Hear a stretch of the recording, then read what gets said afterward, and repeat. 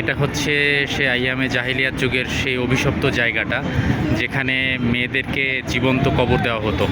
কোনো কন্যা সন্তান জন্মালে যখন তাদেরকে জীবন্ত কবর দেওয়া হতো, এই হচ্ছে সেই জায়গাটা, এখানেই সেই জীবন্ত কবরটা দেওয়া হতো।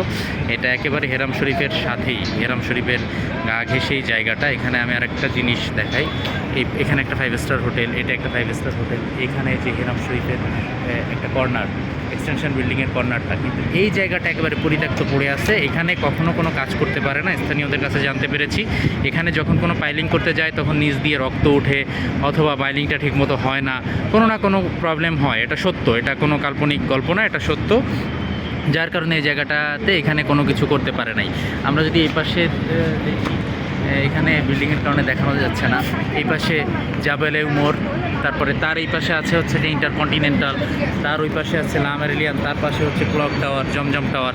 তো এখানে কিন্তু কোনো কিছু হয়নি। তো এই জায়গাটাতে যদি আসলে বিল্ডিং বানানো সম্ভব হতো বা হোটেল হতো, এটা সবচেয়ে দামি হোটেল হতো এখানে। কারণ এখান থেকে ডিস্টেন্স কাবা শরীফের এখানে সবচেয়ে কাছে, এখান থেকে কাবা শরীফ সবচেয়ে কাছে অন্যান্য যে 5 স্টার হোটেলগুলো আছে তার থেকে।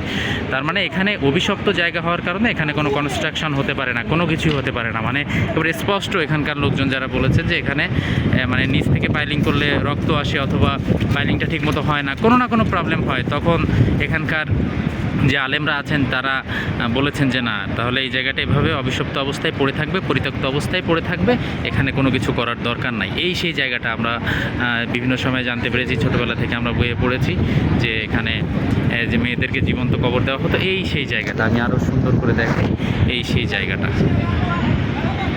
আল্লাহু আকবার।